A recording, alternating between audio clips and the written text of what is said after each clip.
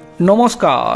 তাহলে কি মালদা মুর্শিদাবাদে অত্যাচারিত অলিখিত সংখ্যালঘু হিন্দুদের কথা ভেবে কেন্দ্র মালদা মুর্শিদাবাদকে কেন্দ্রশাসিত অঞ্চল করতে কি রাজি হবে?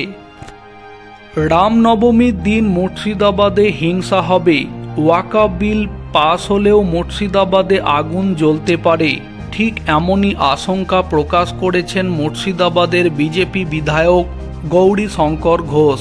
তার বক্তব্য, মুর্শিদাবাদে সংখ্যালঘু হিন্দুরা সাময়িক প্রতিবাদ করলেও আত্মসমর্পণ করতে হবে।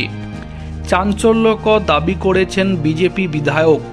তিনি এটাও বলেছেন, কেন্দ্র মালদহ মুর্শিদাবাদকে কেন্দ্রশাসিত করার দিকে এগুচ্ছে।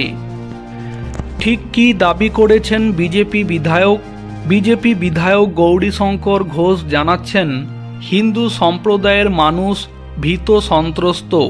সামাজিক মাধ্যমের বিভিন্ন পোস্ট দেখে আমরা আশঙ্কা করছি রামনবমী নিয়ে কিংবা ওয়াকফ বিল নিয়ে মুর্শিদাবাদে আবারও অশান্তি হতে পারে।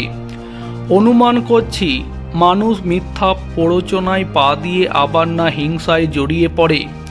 আমরা তো মুর্শিদাবাদে সংখ্যালঘু, আর এই গোটা বিষয়টির কারণ ব্যাখ্যা করে তিনি বলেছেন, মাত্র 27% হিন্দু রয়েছে মুর্শিদাবাদে, লড়াই করে বেঁচে থাকতে পারবে না।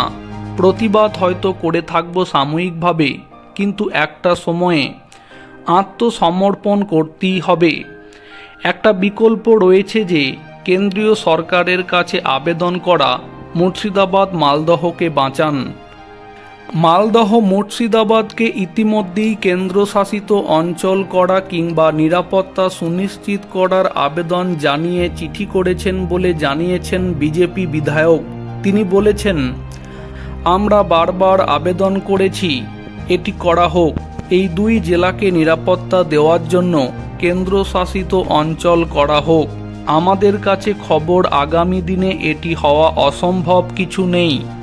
আমি আবার কেন্দ্রীয় সরকারের কাছে চিঠি করব।